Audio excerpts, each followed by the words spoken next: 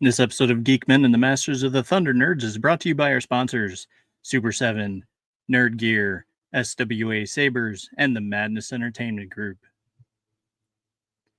How's it going, everybody? How you doing? How you doing? Doing good. Anything new, Addie? I've been taking on new hobbies for the, Yeah. I'm gonna try to custom some dolls and redo their faces. Oh, that'll be cool. That'll be cool. Yeah. That'll be cool. Still working on cards. I started collecting some cards too, more cards, but yeah, I saw that. It's like, oh man, you're killing me not having those in a binder. Well, my Pokemon one's filled. Would it kill you more if they're in with a Pokemon? Ponies and Pokemon. Yeah, that would also hurt me deeply. Yeah, I don't know. I'm just keeping them away from Bailey. She was trying to snatch them. I'm like, I gotta. Yeah, I hear you there.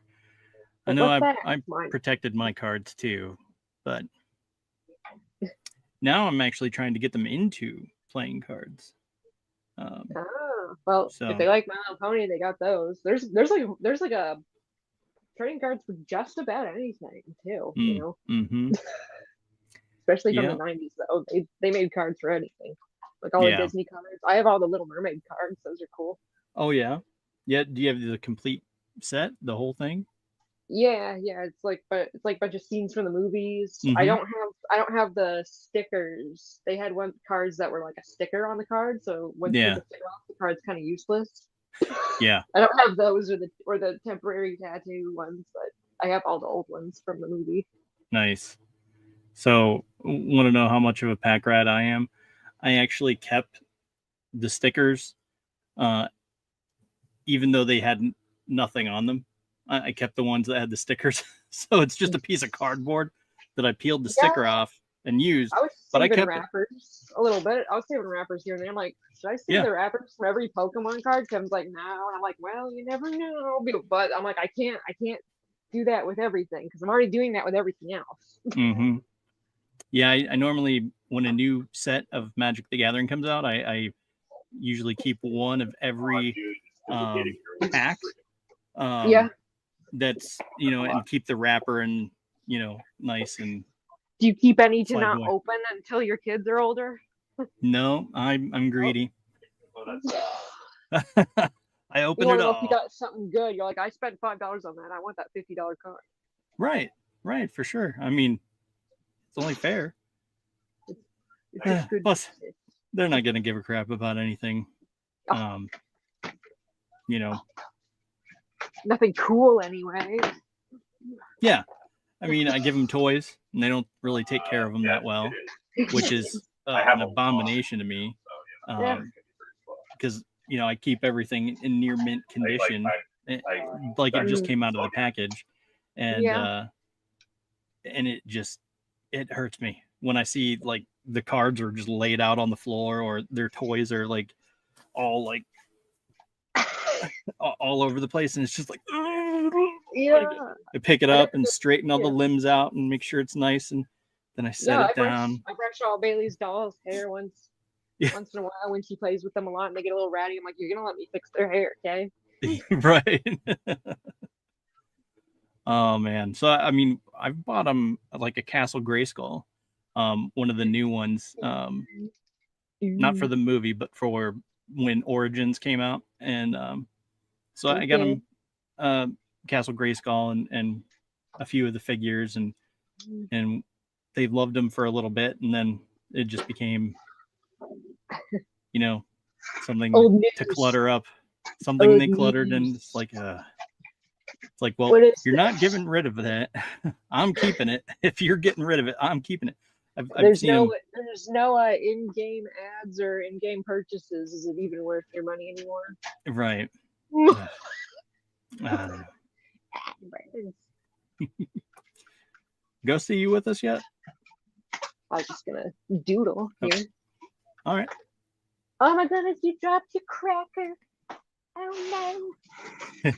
Finally cleaned my desk. I think, was I still telling you last time? I actually cleaned it. Oh, nice. It looks all shiny. Well, I know you were talking about like, oh, I need this over here, that over there. Oh yeah, I did. Basically, I shoved everything I don't need underneath here. There you go. So yeah, it's out of sight, out of mind at the moment. Yeah. Need more doll stands for the dolls. They're Mm. getting a little piley too. I need like to level up. Yeah. Yeah, I would like to do that too. Right now, I just have everything everywhere, but it's like within reach. So yeah, it's like a cluttered chaos. It's like if you touch things, I know where that stack is. Don't touch it. Mm-hmm. Yeah, I'm definitely one of those. It's like I know it's on my desk somewhere. I know it's in this pile. Yeah, it's over here. Like, oh yeah, here's my Fisto with my custom Fisto that I have, and it's ready to go. I know exactly where it's at. So, but it is what it is. All right. Hey, what's happening, guys? Oh, nothing. We're just chit chatting. Chit chatting. Yeah. Wait. What is new with you, man? Nothing much, man. Same old, same old. Can't complain. Nice. That'll be fun. Let me do this there. Okay. So have either of you guys watched anything outside of the movies this week? Getting in anything new? I actually caught some of that. Was it Marshalls? Yeah. Mm-hmm. Yeah, it's me. Yeah. What I saw, it wasn't the coolest show I'd ever seen. I'll tell you that. Which I don't know if I call it just like a lull episode or what, but it wasn't as good as some of this other stuff I had been watching of late, like Landman and stuff like that. It didn't even compare, like as far as the quality of the script and all. Yeah, I'm not sure exactly. I can't put my finger on it yet, but it's just one of those things. It's like I'm not sure if it's found its stride just yet.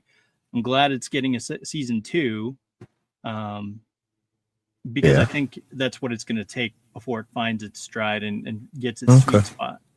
But it's still it's difficult because they've killed off a character.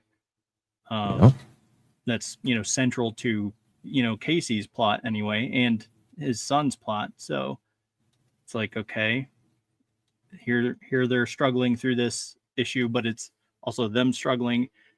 Everyone else is struggling. It's like all right, let's get through this a few plot holes. Yeah, few plot holes I've noticed already. Like, you better cover that, or I'm gonna be disappointed.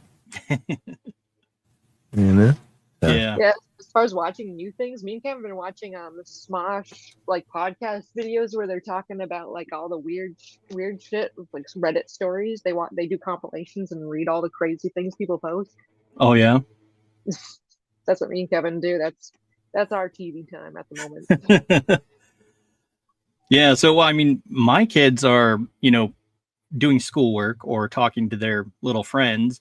And my wife works during the day, so I have a whole lot of time to just sit around and work on the podcast, work on different things like that. So I started watching a couple different TV shows this week, Fire Country and Sherf Country, and I started watching Sherf Country because it has Morena Baccarin, or however you say her name, the girlfriend of Deadpool, if you know that. But anyway, so she was in that show, and I like her in a lot of other things. So I was like, all right, I'll watch this. And then it's like, oh, wait a minute, this is crossing over with another show. What's the other show? Dig into it. Oh, it's Fire Country. Makes sense. Now I need to catch up on all of that. And it has 4 seasons. So I'm like, oh boy. So yeah, I'm plowing through those shows at the moment, and and then just the normal stuff. High Potential, Will Trent, Rookie, Tracker, Marshalls, stuff like that. got a lot of TV shows that I like to watch. Mm-hmm. There's a lot of good stuff out there right now. Finding time to watch it is the trouble. Yeah. I mean, I'm lucky if the wife and I get to sit down and watch an hour show that is uninterrupted by, children or other duties and stuff. It's like, ugh, what do you mean you need to do this? I want to watch TV. It's like, can't we just sit down and watch TV for an hour uninterrupted? Like, come on. But it is what it is. It's like first world problems, I suppose. Yeah. Yeah. But yeah, so anything else new with you guys? No, I hadn't got a chance to watch too much new stuff lately, but got some things on the list. Yeah. So we'll just dive into the ratings here. We won't waste time because I have a feeling that we're going to waste a lot of time in the latter part of the episode as we try to figure out what to watch.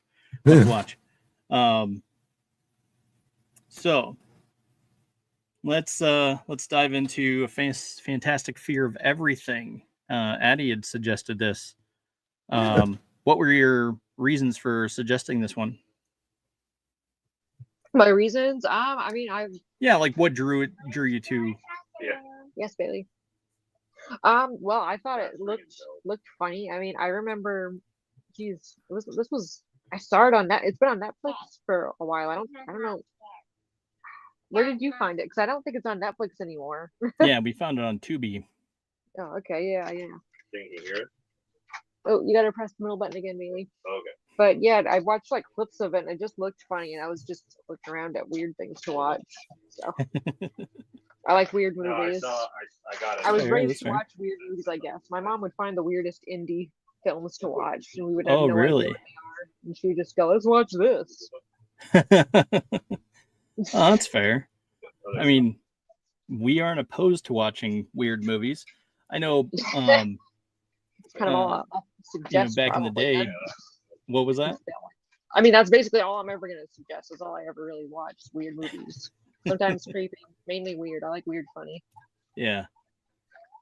That's definitely a good quality to keep us in check. We can't watch all the good movies.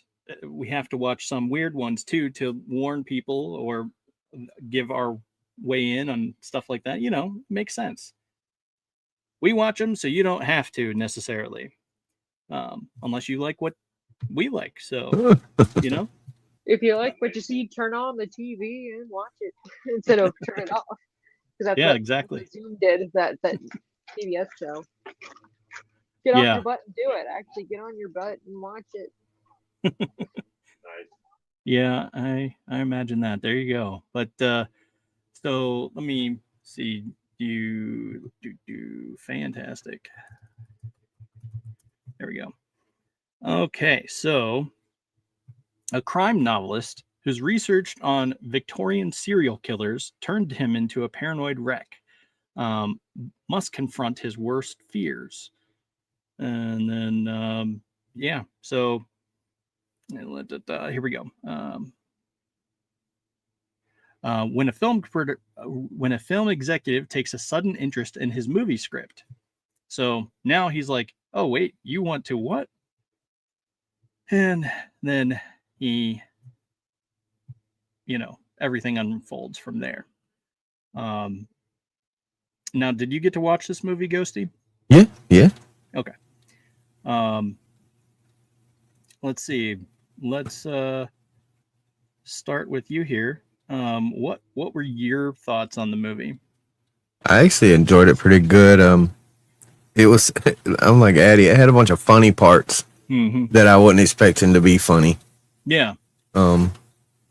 It was, I guess, a classic tale of somebody that's just a hermit type person that is just eventually develops these phobias. I guess he had like a phobia of everything. Yeah. It's like, it seemed like he was so scared at one point he like glued a knife in his hand and he couldn't even get it out. Like, come on, dude. You know, Like, no. No, I can explain. This isn't what it looks like. Yeah. You know, And I thought it was very funny. Yeah, it was yeah, just that British humor, man. Yeah. yeah, it was.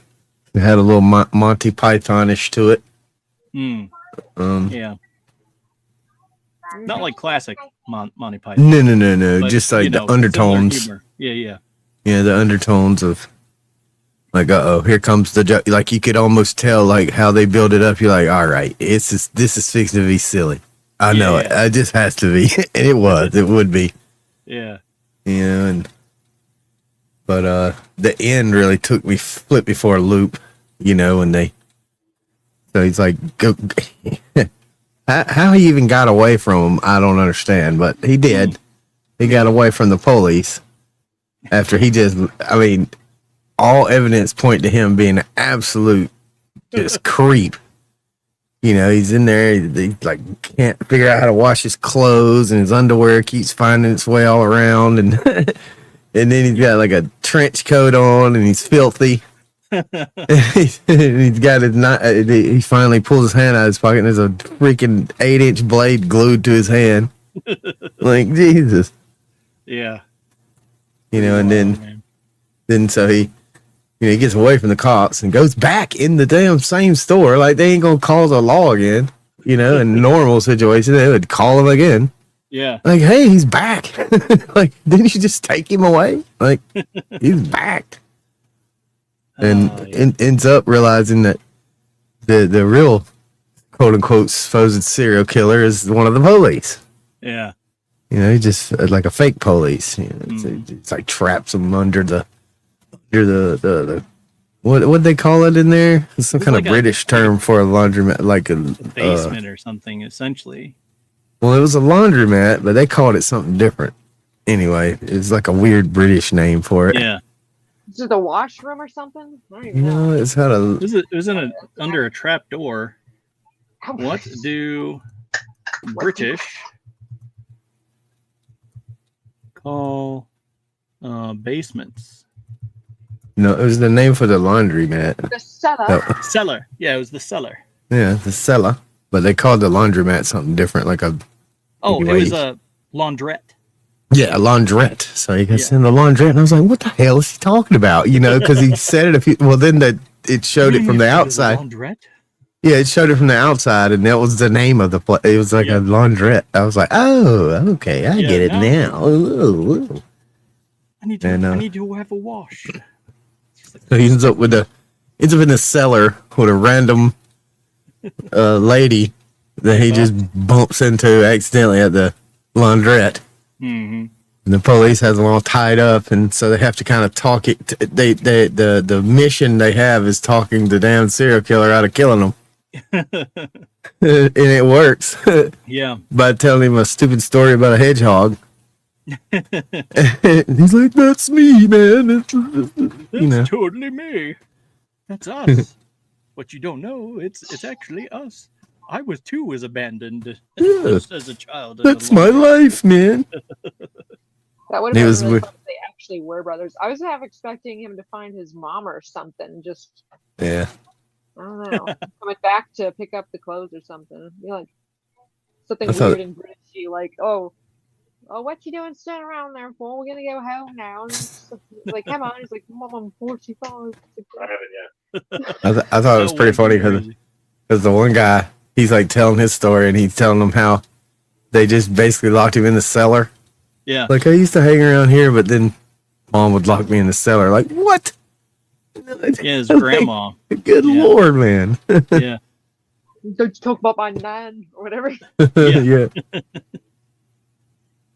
Yeah, that would be crazy. I mean, that whole situation was crazy. I too thought it would have been funny if they ended up being brothers, or at least like cousins or something. Oh, it's like a crazy random happenstance or whatever. They both been in the same place. They didn't see each other there either, except one of them did, but didn't really remember him, I guess. Yeah. Just like, why? This is does this contribute to the plot? I guess. Whatever. Yeah, because wasn't the main guy like like, oh man, you were there that one day when I freaked out at the laundromat at the laundrette. Oh yeah, absolutely crazy. But it was good nonsense, good British fun, humor and all that. You want to go around and rate it here? Yeah, I gave it a solid 3. Yeah, I enjoyed the movie. Oh yeah. Yeah, it was pretty for weird how weird it was. It was a pretty like chill weird movie too, you know. It wasn't crazy, didn't No. yeah. I would have to I guess agree I'd with give it that. a 3.5 ish. Just Yeah. because I was willing to watch it after watching the pieces I did. It's like I feel like if I am willing to watch something more than once, I'd give it like a 3.5. Yeah, that makes sense. Yeah. I think I'll give it a 3.5, maybe. Like you could stretch it if there was a way to put it like a middle between the 3 and 3.5. I would definitely do that because it wasn't soulless or anything like that. It was very good humor. I mean, Simon Pegg is a cool dude. I've liked every single movie I've ever seen him in. I just have to be in the mood for Simon Pegg. Does that make sense? I agree. Yes. Yes. It's like, okay, funny guy. Like him in everything I've seen him in. I enjoyed Hot Fuzz. I enjoyed Shaun of the Dead. I enjoyed the Mission Impossibles he's been in. And it's like, I enjoyed Star Trek. He's in Star Trek too.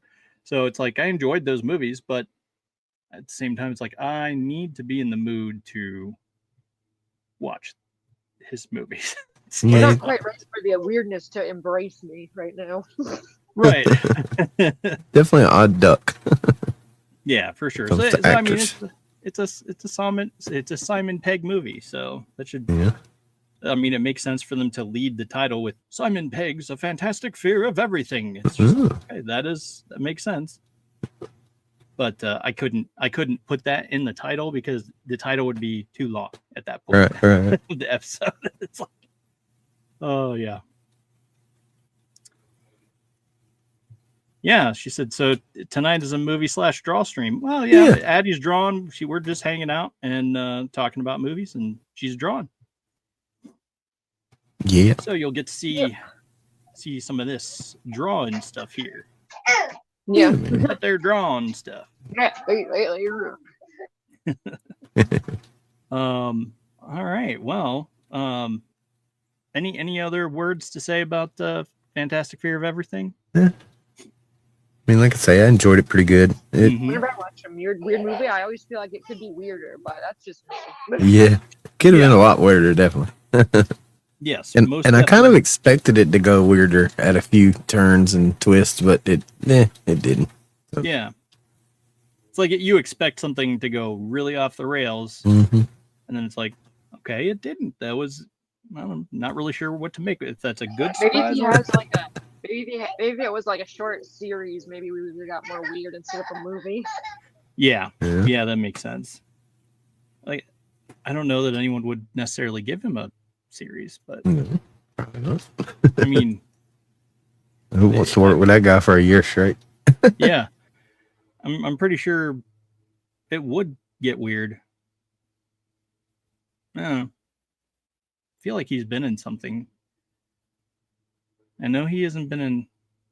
There's a lot of shows that I think he could have shined in, but yeah, I think it would be fun to explore one day with him. Oh yeah, I'd watch a series with him in it, just to see how weird it gets. All right, but so this next movie, King Arthur: Legend of the Sword, was Ghosty's pick here. So, what do you have to say about this?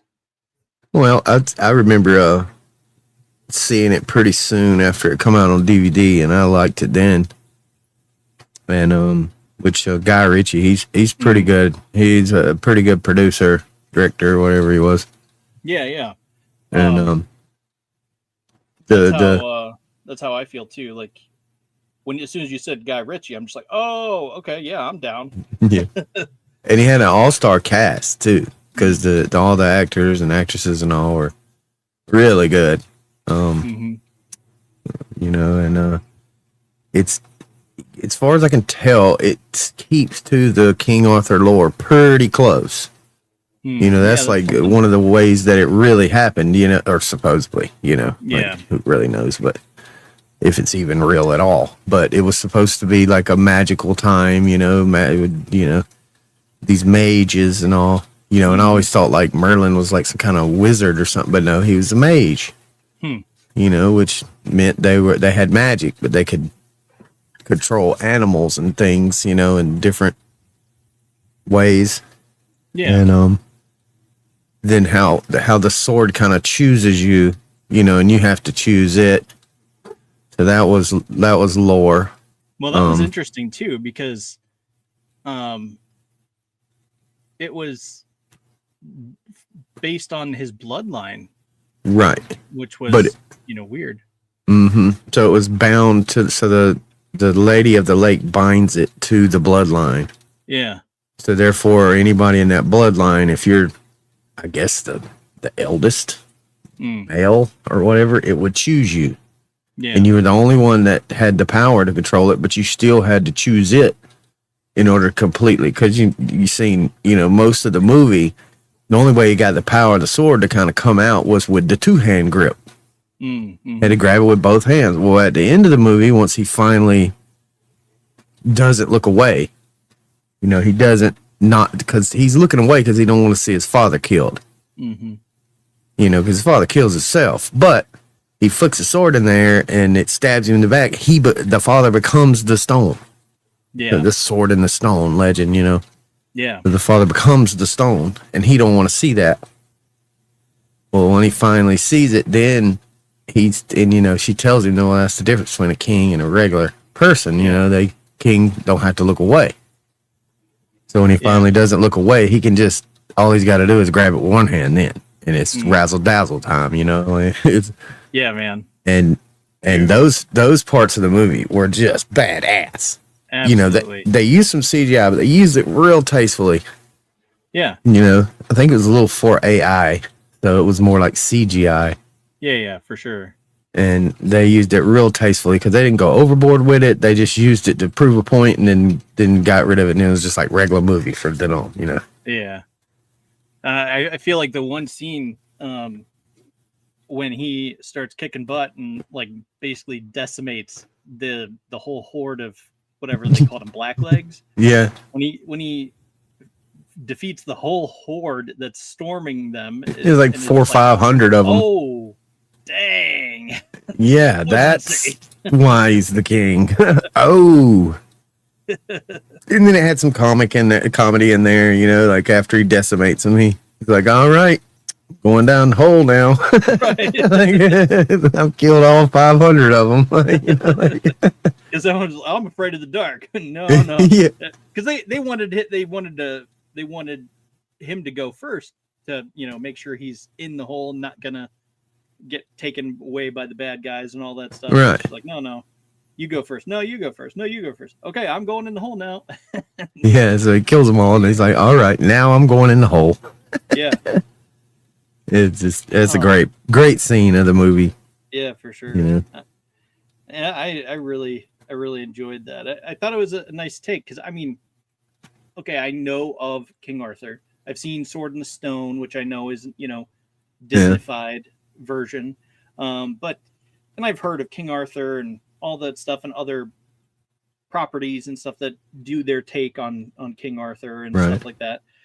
So I'm familiar with it. Knights of the Round Table, all that kind of stuff. But to see it employed in this movie, it felt familiar, but still interesting to the point where it's not like, oh, that's, you know, whatever, blah, blah, blah. You know, I was like, okay, so that's that person. Okay. Right. Let's see. And I guess throughout the years, we've been fed a certain kind of narrative behind, and, you know, I guess the Disney one kind of throws it off for a lot of people, especially our age, you know, because we've seen that. So that's what we, kind of give King Arthur. That's what it is right there. But then when you it's almost like watching a new story when you see it like this, and it's more of the real story, like supposedly how it happened, and his own brother, ends up being the reason he's dead, and he wants to take over, and it's just like the classic story of greed and power, and jealousy. Yeah. And this guy, this brother of King or it's actually King Uther, which is Arthur's father. Yeah. His brother is so engulfed with power, he's willing to kill his own wife and daughter to feed to this demon to get these powers to try to defeat his own brother because of this sword. And that's the only thing that even gets him close. And it really still doesn't exceed at all. Yeah. He just makes a big mess in between, Oh man, I hated him when he was just like even thought, okay, the next person I love is this, and it's just like no, you don't cross the line there. when he got his daughter to take to sacrifice to this lady of the lake, whatever, I was like, you did not just go there. Well, that was the price. What the thing you love most, you have to sacrifice it to me, and I will give you the desires of your heart. Yeah.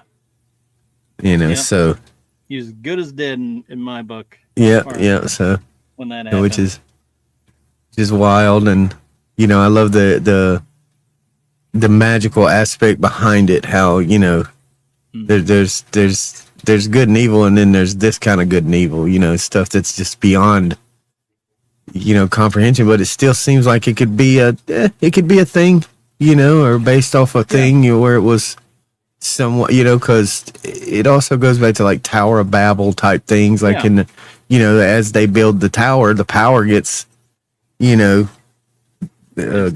Head, it's going to his head. It's getting greater in his mind, and he's gathering. He's gonna reach God by that point, by the height of that tower and stuff. Yeah, so it makes sense. Like I fully expected. I wanted to bring that up because it's like, man, it seems like it draws from that story as well. It's interesting. Yeah, he's trying to achieve his goals and loftiness and all that stuff by climbing this tower, and it's like interesting. Yeah, and even the demons were telling him, like, with every level you build on your tower, doesn't your power get greater? With every conquest you conquer, doesn't your power get greater? Isn't that what you wanted? That's what it sounds like when you when you play those games and stuff that say win money, and you got to do one more step. You got to do one more step. Yeah. You got to keep giving money to get another step, another penny. You got to level up, and then you don't get anything. It's like, you're cutting my Temu dreams here, Oh my gosh, it was having me on a wild goose chase trying to like do all these things. I'm like, yeah, no, I'm not. Yeah, once it gets to like here you have to buy this thing in order to achieve these 5 things. Okay, sure, I'll give you $5, and then all of a sudden it's like, now you need to spend $100 more to get all of this, and it's just like, okay, no, I'm drawing the line. I'm out. Yep. I'm out.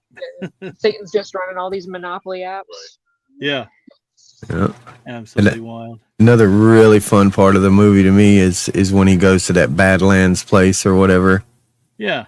And she's like, he wants to think big. We'll give him something to think about. There's like giant rats and bats and snakes and shit everywhere. Yeah. And he has to like battle his way up this mountain to get to a altar. And that was pretty strange how they made the altar like a pretty good signifier in the movie of power.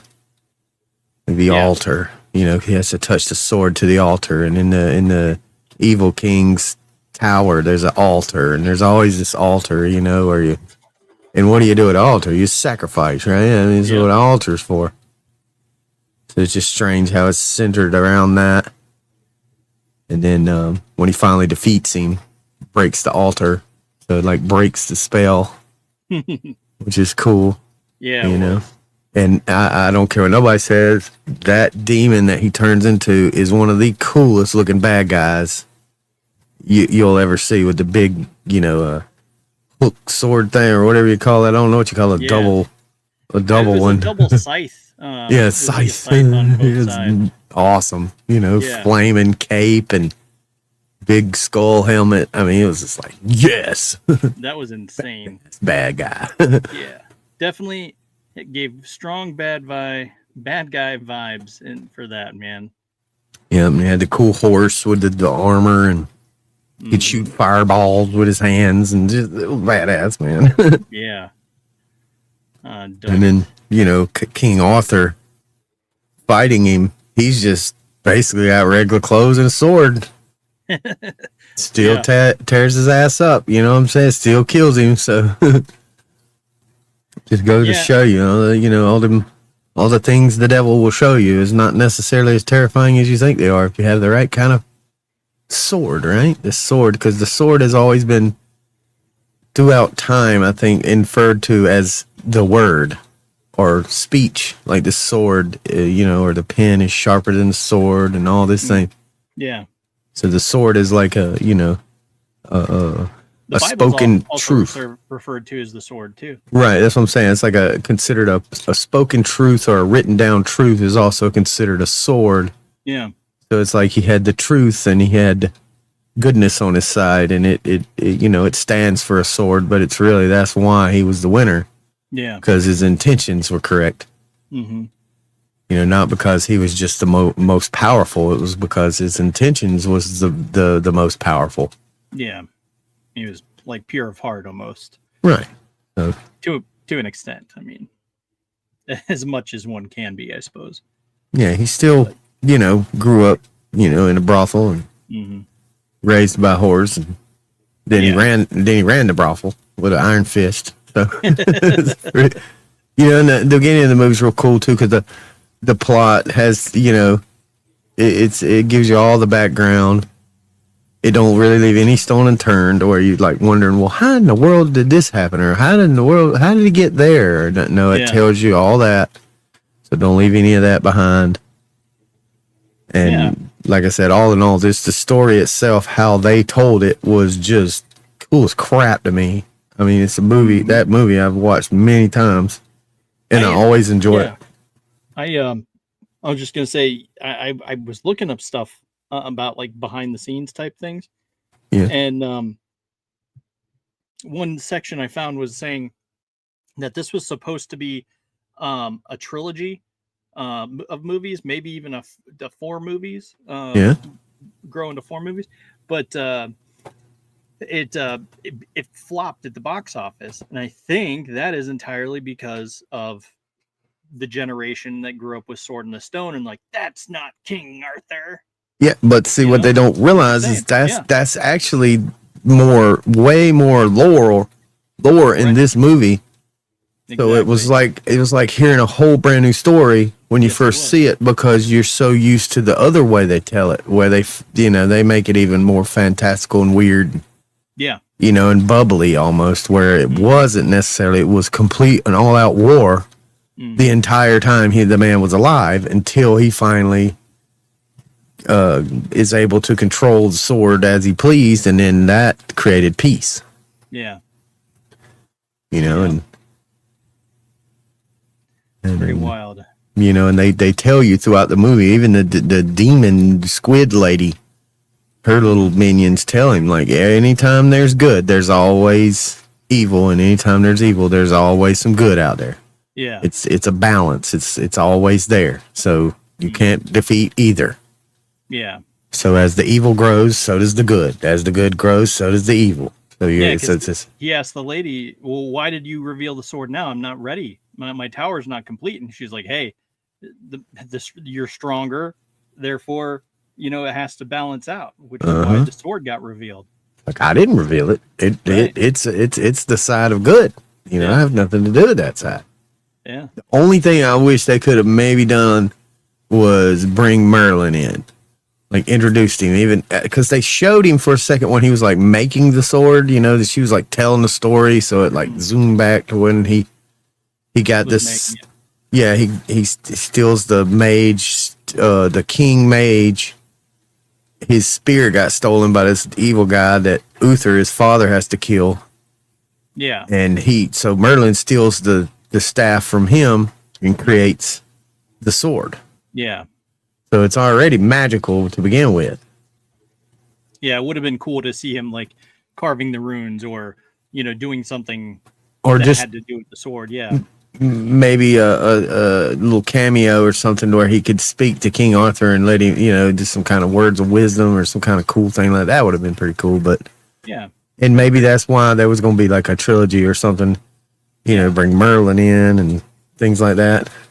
Yeah, and I definitely figure that was probably the factor, but you know, because they, you know, it flopped so hard, it just never took off. And I would have liked to see those movies. It's a shame that you know, Guy Ritchie isn't able to you know, complete that someday. Yeah. And But, you know, I still wonder why it would have flopped. I mean, I'm wondering like what other movies were out at that time and stuff like that, because it was an actually cool movie. So it's not like people went and watched that movie and was like, man, that movie sucked, and then told everybody, and then nobody went. That's not the reason. Yeah, well, I mean, there was I want to say there was one that there was another movie that was similar not too long before that, and only it was with a different group of actors. So Yeah. and it was more like the Sword in the Stone type actor, people grown up and all that kind of stuff. So it's like I'm guessing that's why people were pushing back on it, and it just never got to take off. Never got a chance to breathe and yeah, King Arthur wasn't never as popular as freaking Spider-Man or nothing, you know. So Right. I mean, never. Because yeah, I mean, Spider-Man movies, they could probably keep making them the end of the time. Folks still go see them in the box office, yeah, that's true. even if they suck. Yeah. So Let's see here. King Arthur, and sword. Legend of the Sword. Legend of the Sword. Legend of the Sword. So it came out in 2017. Let's see. What else came out in 2017? Came out in 2017. Let's see. Major box office included Last Jedi, which All right. Beauty and the Beast, Wonder Woman, Thor Ragnarok. Yeah, so a decent amount of Marvel type movies and things like that that probably overshadow any kind of King Arthur or anything. Mm-hmm. But you know, the cast alone would have brought a lot of people in. So I don't really understand why. Because I mean, it really wasn't a flopping movie. I mean, the movie itself was good. Oh yeah, no, it definitely was good. But let me just go back and let's see.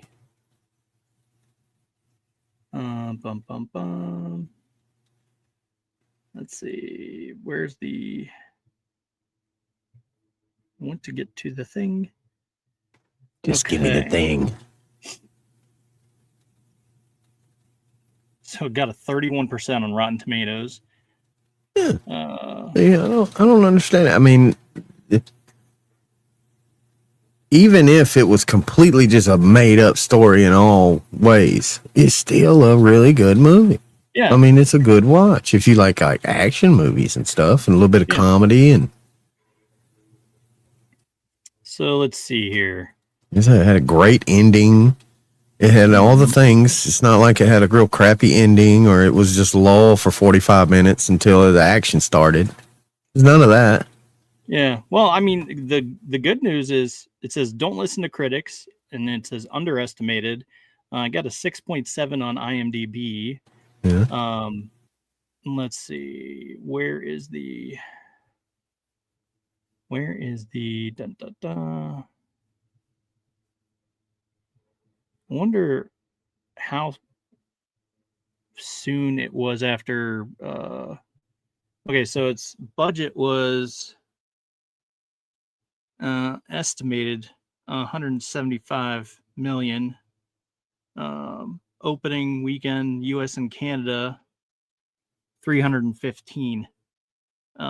So how the hell was that a flop? Is 149.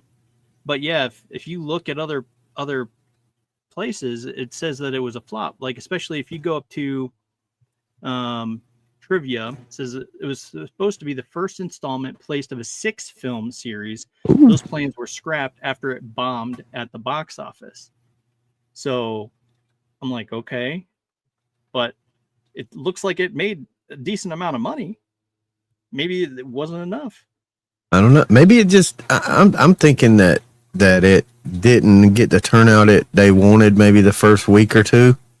Yeah. And there was probably something else out in the movies right then that was everybody was wanting to see that everybody went to see instead.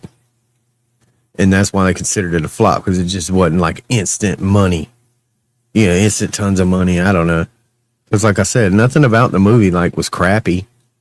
So it's not like everybody went and told their friends, don't go see that piece of crap, Because I think that would have been a cool movie to see on the big screen, especially, So he said, let's see, Guinevere was originally going to be part of this movie as Arthur's love interest. However, Guy Ritchie said he couldn't give that storyline enough screen time, so the character was rewritten and became a mage. So it's interesting. So the lady mage, which I thought was Guinevere, they just didn't name her, right, was gonna, so it looks like that was the case. But apparently Charlie Hunnam lost like 20 some pounds during the last season of Sons of Anarchy, which came out in 2008. And it says during auditions, Guy Ritchie was very bothered by his look, though he looked like his performance, and asked him 3 or 4 times about the process about his poor physique. Hunnam said Ritchie brought it up so often. For the 4th time, he said, "Look, dude, you keep bringing this up physically. It's obvious your primary concern. So if you want to do away with all the auditioning bullocks, I'll effing fight one of those other 2 dudes. I know who they are. You can bring them both in here. I'll fight them both. The one who walks out the door gets the job." Hunnam won the role after saying that. I don't know what he's talking about. He had a poor physique, because he looked pretty freaking chiseled to me in that movie. So I mean, he doesn't. He said he was gonna, saying he would do like 500 some push-ups every day for the role and all that stuff. Right. But, at some point, he clearly wasn't. He wasn't no Henry Cavill. No. At the time, but I think he after watching that movie, I really think he would make a good Green Arrow. It's like, dude. Oh yeah. James Gunn, you're not doing it right if you're not looking at him to do a Green Arrow. Yeah. But I don't know. C'est la vie, Anyway, I really enjoy that movie. I don't think there's I think there's one F word in the whole movie, and that's the only thing that you could point to say, maybe it's not a quote unquote family movie. But it goes by so quick, and by that time in the movie, you already hate that guy.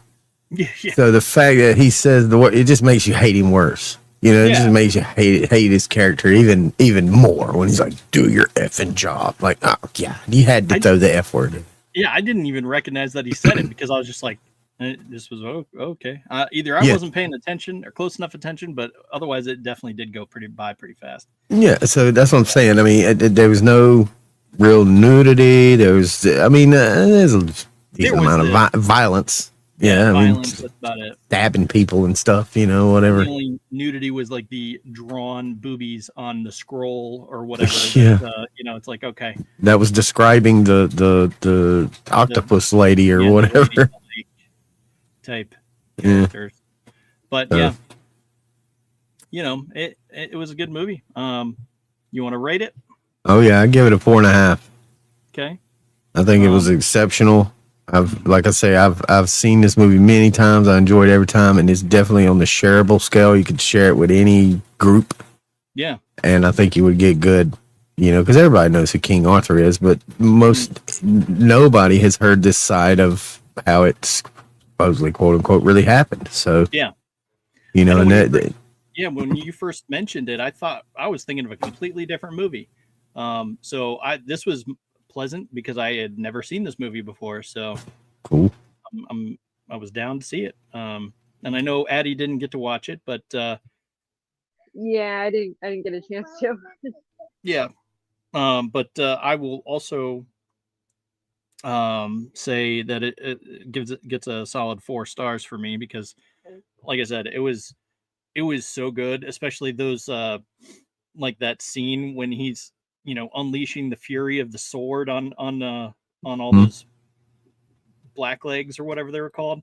Yeah. Like, oh my, it just got real. Freaking awesome, man. I'm telling you. Like I said, from the get-go, they had those huge elephants that were just completely destroying everything. And I'm that's what I'm saying. My gosh. There's no lull from the time the movie starts until the movie ends. It's almost 100% pure action. The entire movie, or each and every scene, has something to do with advancing the plot.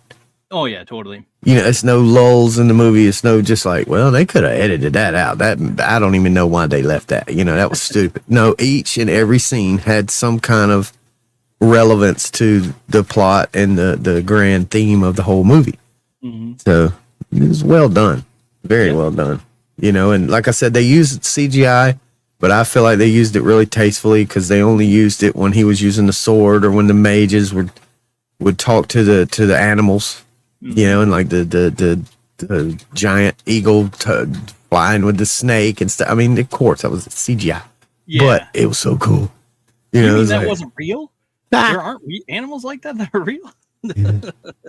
No, I totally get you. I think Addie would like it with the magical aspect of the whole movie with the mages and stuff, because that's kind of what drew me to it. Was the magical aspect of it. It wasn't just like a regular story. It had all the fantasticalness to it. Yeah. So. Yeah, it was a good flick. But let us move on to the next segment of the show, which is the choosing of the movies. I didn't pick a movie this week. I want to talk about it. Come to a consensus on what we're going to watch. So I know Addie had suggested The Boy, which looks interesting. But I can't find it to stream anywhere. You also suggested a movie just not that long ago. Texted it to me. It was Beau is Afraid. I cannot find that one anywhere either. Yeah, everything I want costs something. Yeah. I kind of like. I'd like to watch that. Gosh, what's it called? It's called Be Good, Do Something, Don't Die, or something like that. It's and I've seen most of the movie, but I hadn't seen the entire movie. But it looks really, really interesting. Yeah. So let's see. It's like Be Good, Be Happy, and Don't Die, or something like that. Or Good Luck, Have Fun, Don't Die. Yeah, that's it. And that's a pretty good one, man. Let's see, that had someone. Oh, okay, yeah. So this one, I had an idea. It has Sam Rockwell in it. Mm-hmm. What would you guys say to watching that movie and the movie Moon? Okay. What's that about? Moon. A dude who is like in space or something. And he's like left all alone, and that's all I remember about the movie. I remember liking it, and of course it has Sam Rockwell, and I thought, oh man, he did a really good job, acting and all that. But then it's been a long time, and I don't remember it, so I can't give you any more. Similar to the plot of that Chris Pratt, Jennifer Lawrence movie. Yep.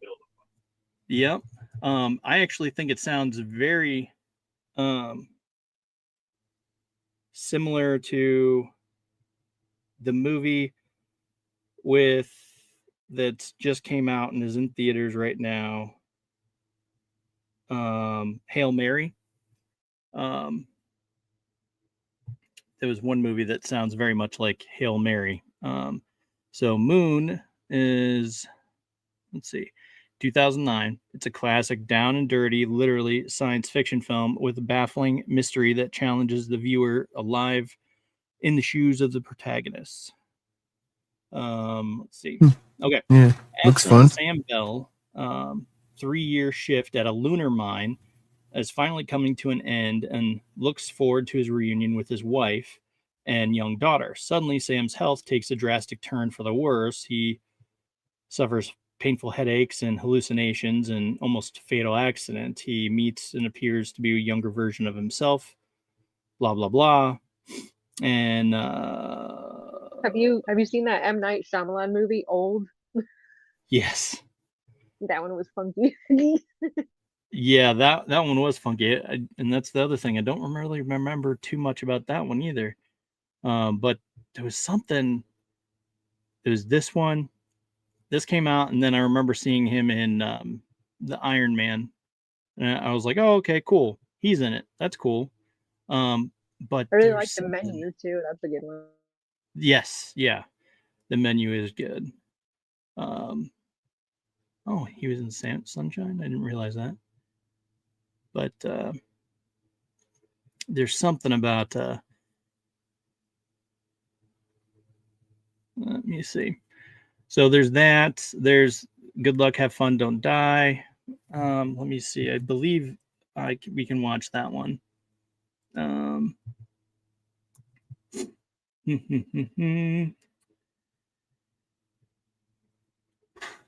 What was I doing? This is the problem with my brain. Come on, work. What was I thinking? Too many tabs. Yes. Plex. Let me see if it's on my Plex server to watch. So that's the other thing I was thinking. I kept thinking with the whole uncle and Arthur thing and how he's, King Arthur's uncle and all that stuff. It felt very much like a story of He-Man. Yeah. Because Skeletor is Keldor, who was King Randor's brother at one point in some storyline. So it's like, oh, that would be cool if they took inspiration from this and it's this kind of storyline too. It's like, the story of stories too, where there's the powerful sword, that rules everything, and as long as the good guy controls it, there's peace. Yeah, it's that classic, and He-Man's by far my favorite, over top of any Ninja Turtle or anything like that. He-Man was the best ever, man. Yeah, I was He-Man for years. Yeah, walked around in my tights, my stick sword. I was the man. Yep, no one can resist swinging a sword around like it's a sword, like swinging a tube or stick around like a sword. I know I did that all the time. Bow staffs, all that kind of stuff. So picture me running around with a sword or a bow staff in my hands, I was always. I just went to Reddit. What's that? I just went to Reddit and asked Reddit for dark comedies, just looking at what people have said. The Double is one. The Voices, The Art of Self-Defense. Well, I think they got it. My mom said the she watched The Lobster and said it was dumb, but I don't know. I haven't seen that one. I was also thinking of maybe doing a family movie week. Because I watched a good movie. And with my kids. And so I had fun time watching it. And so it was called Wonder, and that leaves streaming platforms March 29th. This is March? April 29th. So we have a few days to still watch it. And then another one I saw pop up that was available to watch is a movie called If, which always looked interesting to me. Oh my gosh, I just read the overview of the movie The Voices. The movie The Voices. It's a dark comedy horror starring Ryan Reynolds as a mentally unstable factory worker who hears his dog and cat talk, encouraging him to kill, and the dog urging him to be good. What? The dog and the cat are evil and good, I guess. The shoulder is devil and angel. Wow. And it's called The Voices? Yeah, it came out in 2014.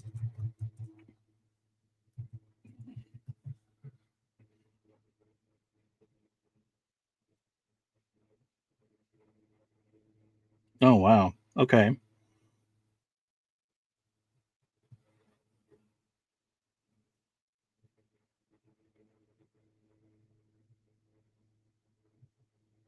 Yeah, I hadn't heard of that one. Yeah.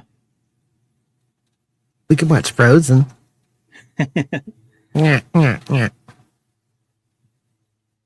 right. The Voices, 2014.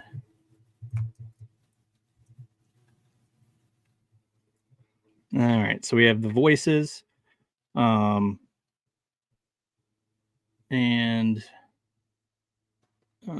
let's see. Oh, looks like that might be on Prime to watch. Prime.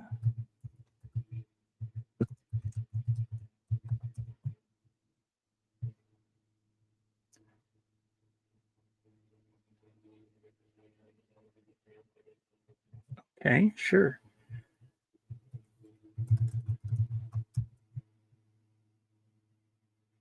Okay. Yeah, it looks like it's available to watch on Prime. We could watch Frank and Weenie.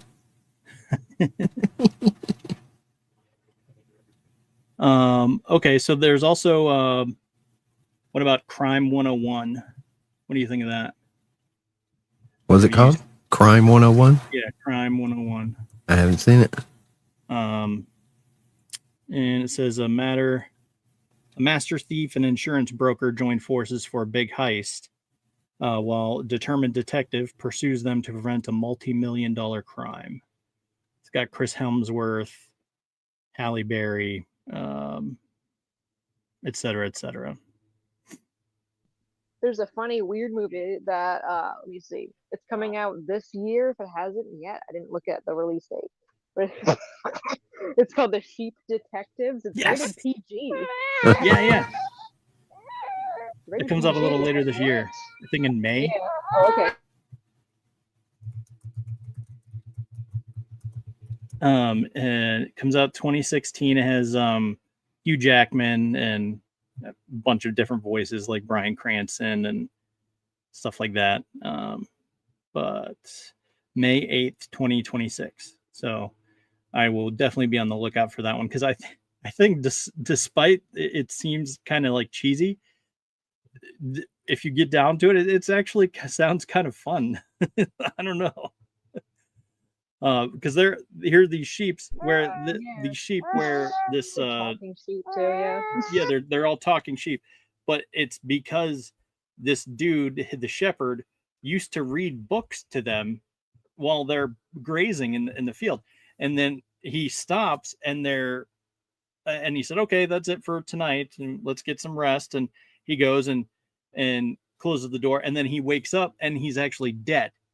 And so now they're like, what? I can't believe he left us on that cliffhanger. And they're all freaking out. All the sheep are freaking out. And they're like, this is clearly, we need to solve his case. No, those police aren't going to do anything about it. And so it commences, the sheep start talking, and they're like, all right, they're taking it into their own hooves. So it looks funny. I'm looking forward to that one.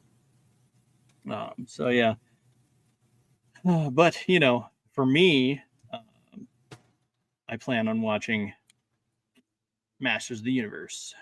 Oh yeah. And then, of course, I hope they put that in 3D IMAX because I will go see it in 3D IMAX. Yeah. Yeah.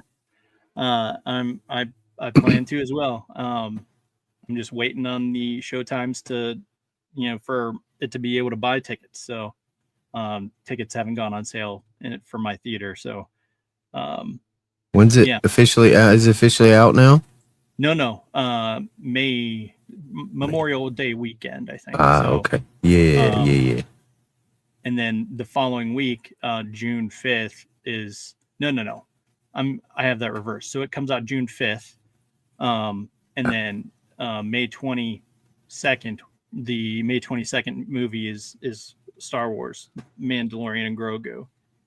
So those are the movies we're seeing this month, the next few months. But okay, so we can watch The Voices. Do we want to watch If or Wonder or this next week we talking about? Yeah. Okay. Or so we have Wonder. The movies that I was kind of thinking were Wonder and If, very much like family oriented, heartfelt type, uplifting kind of movies.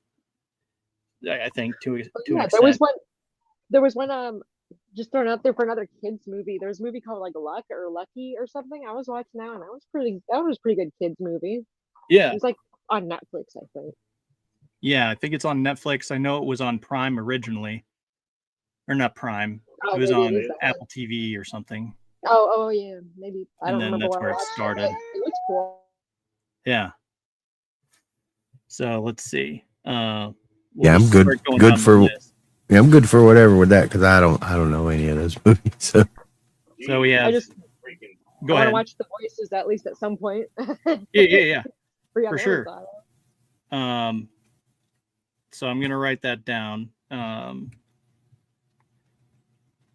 If we don't choose it this week, The Voices, Amazon Prime. Okay.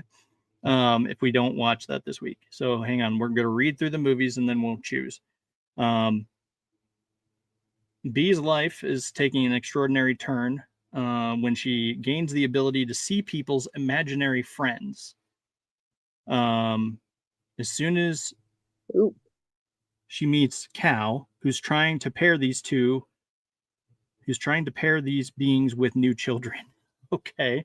Has John Krasinski, I think Ryan Reynolds, maybe. Yeah, Ryan. There's a horror movie about a kid's imaginary friends or something too. I don't know if it was new or not. It's like, okay. I think probably the best kids movie I've seen in a long time was that Mario movie. We went and seen that in theaters. That was great. It didn't have nothing like woke or weird. It was just straight Mario. You know what I mean? Yeah. Just give me Mario. Just give me Mario. Does it have lava? No, that's the wrong movie franchise. But yeah, so we have If. Let's see, the synopsis for Wonder is August Pullman, boy with facial differences who enters 5th grade, and he faces challenges and different things like that with bullying and different things like that. So it is very much. It also has what's her name? It has what is her name? Dang it! It has Owen Wilson, Julia Roberts. It has hello, my name is Inigo Montoya. Prepare to die. You know that he has him, whatever his name is, Mandy Patinkin. So it has those folks in it. I watched it this past week with my kids. It was really good. I enjoyed it a lot. So you can watch that, or If, or then we just need either the Voices or Crime 101, which I've already read the synopsis to. So what do we want? We can pick two and save the other two for the following week. And then I have my finger on the pulse for when The Boy and The Boy 2 is going to pop in on some streaming service eventually. And Beau is Afraid, the other movie that you had suggested, Addie. Any thoughts? Yeah. Like I said, I'm good with any of them because I really ain't sure what any of those movies are. So, Yeah. I mean, I know you just read about them, but they all sound good. Okay. Well, make a decision. One of y'all decide for me. We'll either do The Voices, which I guess we'll pair with I'll pick that one if you're for Crime 101, maybe. I'm not sure. Yeah, that'll work. All right. So do The Voices and Crime 101, both available on Prime Video at the current moment. So we'll go with those since they're both easily accessible.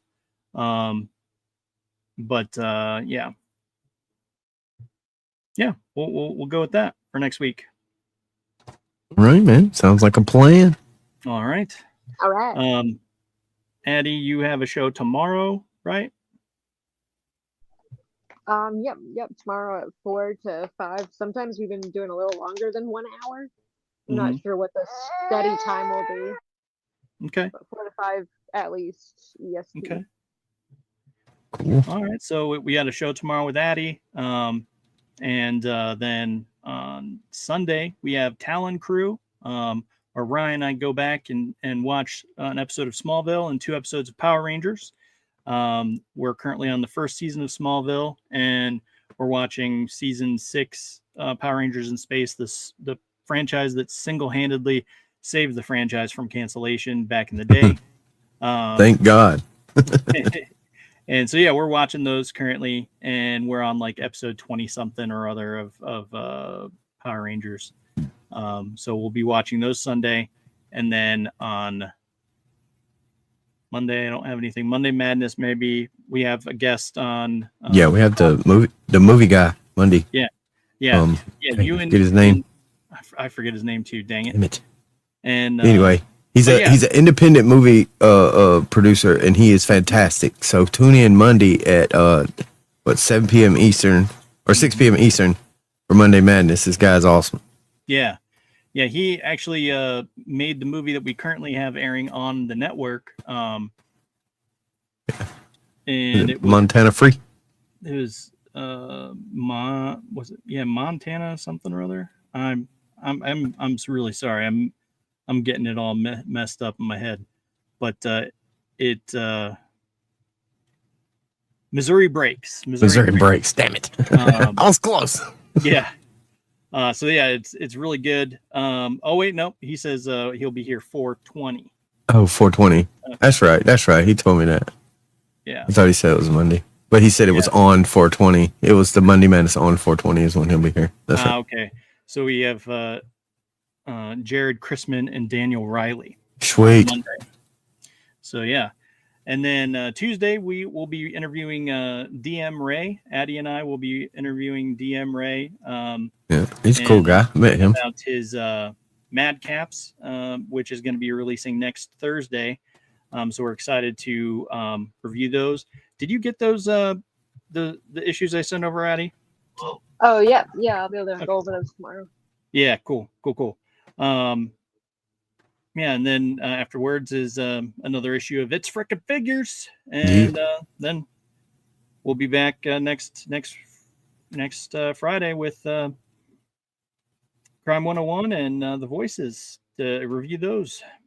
And cool. Yeah. So until next time, Thunder Nerds Ho. Ho. coming to Kalamazoo.